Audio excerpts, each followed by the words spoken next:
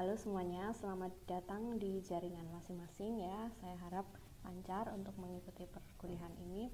Hari ini kita akan kembali berkuliah geokimia ya, setelah kemarin dengan Prof J ya. Nah, sekarang kembali ke saya. Di sini saya akan membahas mengenai geokimia batuan beku dan unsur utama.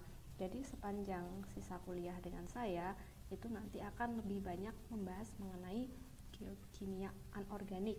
Kalau dengan Mas Redi nanti yang organik ya. Nah, di sini geokimia anorganik itu kebanyakan dari objeknya adalah batuan beku. Meskipun juga ada batuan metamorf ya, tetapi dalam aplikasi risetnya terutama yang sudah banyak dilakukan dari skripsi dan penelitian senior-senior kalian itu banyak sekali yang membahas mengenai geokimia batuan beku. Jadi untuk apa sih kita perlu mempelajari geokimia ini sendiri? Kenapa tidak cukup batuan itu hanya dipelajari secara mineralogi saja seperti yang sudah kalian lakukan di mata kuliah sebelumnya? Baik. Nah, ini untuk kita refresh lagi ya. Mungkin ada yang sudah lupa, ada yang masih ingat juga. Sebelum ke geokimia, kita mengingat lagi mineral dalam batuan. Nah, dalam kerak bumi itu ada 3 jenis batuan ya, yang sudah kita ketahui, ada batuan beku, batuan sedimen, dan batuan metamorf. Masing-masing kita ingat lagi bagaimana pembentukannya melalui siklus batuan. Nah, batuan beku sendiri terbentuk dari pembekuan magma, bisa pembekuannya itu di permukaan, di luar ya, atau biasa kita kenal sebagai batuan beku ekstrusif atau vulkanik yang menghasilkan batuan beku dengan tekstur yang halus. Sementara bisa juga terbentuk magma ini bisa membeku di dalam kerak bumi itu sendiri sebagai batuan beku plutonik atau ekstrusif atau intrusif ya, yang mana teksturnya nanti kasar. Oke, sudah ingat ya semuanya. Sebelum kita memasuki ke mineral, ini kita perlihatkan lagi bagaimana kelimpahan unsur-unsur yang menyusun kerak bumi. Terdapat beberapa unsur yang keterdapatannya itu lebih melimpah dibandingkan unsur-unsur yang lain. Nah, kita bisa lihat di tabel ini ya, unsur-unsur yang paling melimpah di kerak bumi, mulai dari oksigen, silikon, aluminium, besi, kalsium, sodium, potasium, dan magnesium. Nah, kesemuanya ini nanti dalam suatu mineral rata-rata umumnya akan berikatan membentuk senyawa ya, senyawa yang disebut sebagai senyawa oksida.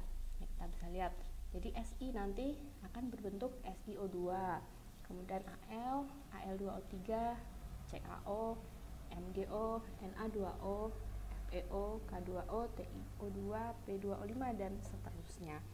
Oke. Nah, kalau kita melihat persentase oksida SiO2 ini sangat tinggi ya, 60 sekian persen.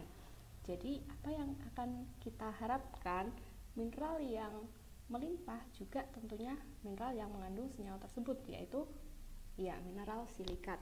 Nah, kita lihat di pie chart yang sebelah ini, kita lihat persentase kelimpahan mineral di kerak bumi ada plagioklas, alkali fespar, kwarsa, piroksen, amfibol, nika, sampai silikat ini ya yang paling utama menyusun sebagian besar dari kerak bumi, sedangkan sisanya untuk mineral non silikat itu hanya sekitar 8%.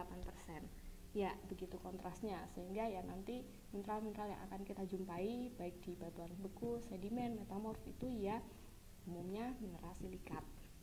Nah, di kuliah ini nanti akan kita jelaskan lagi mineral silikat itu seperti apa sih susunan dan komposisi kimianya. Pasti lupa ya, ada yang ingat ya, dulu di mineralogi kita sudah membahas, kita bahas lagi biar lebih enak ya nanti bahas di akhir. Nah, kembali lagi ke kelimpahan unsur ya, kelimpahan unsur. Nah, ini berikut tadi unsur-unsur yang melimpah beserta muatannya. Ada yang berupa kation Si4+, Na+, Al3+, Mg2+, K+, Fe3+, dan satu anion yang utama yaitu O2-. Nah, sebelum menyusun unsur-unsur ini menjadi suatu senyawa atau compound, kita perlu memperhatikan ukuran dari masing-masing unsur ini. Oke, kita lihat kalau misalnya ukurannya kita masukkan ke dalam sini, ya seperti ini ya.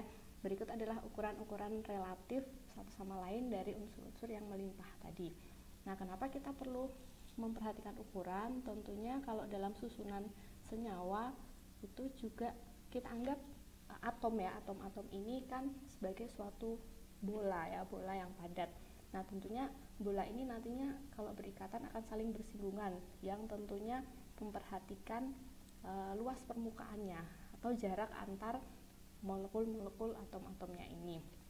Nah, bagaimana sih sebenarnya ahli kimia itu tahu ukuran dari atom ya? Di sini tentunya ada cabang geokimia, cabang kimia yang lebih advance. Mereka mempelajari susunan-susunan molekul, senyawa, kristal secara teknik X-ray ya. X-ray itu sehingga bisa menghasilkan ukuran-ukuran dari masing-masing unsur. Nah, ini kita urutkan untuk ukuran ini ya, nanti kita susun.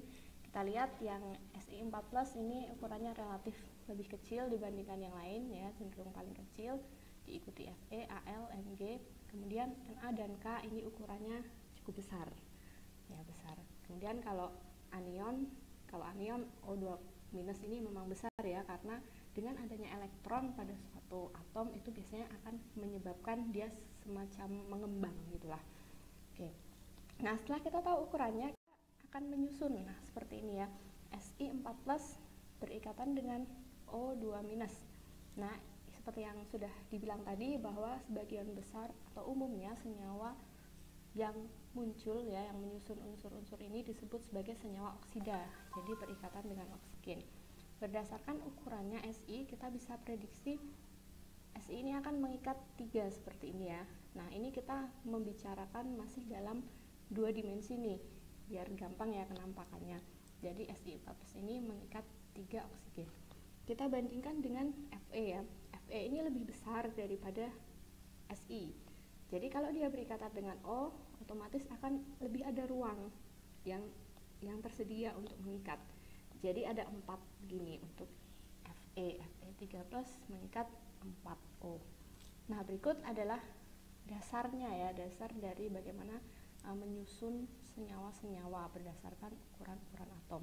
Nah, tentunya ini ada hukum kimianya tersendiri ya yang bisa dipelajari oleh kalian, misalnya seperti Pauling dan lain-lain. Itu mungkin sudah kalian pelajari di mata kuliah kimia dasar. Oke, setelah ini akan ada sedikit kuis ya, bisa mulai diikuti.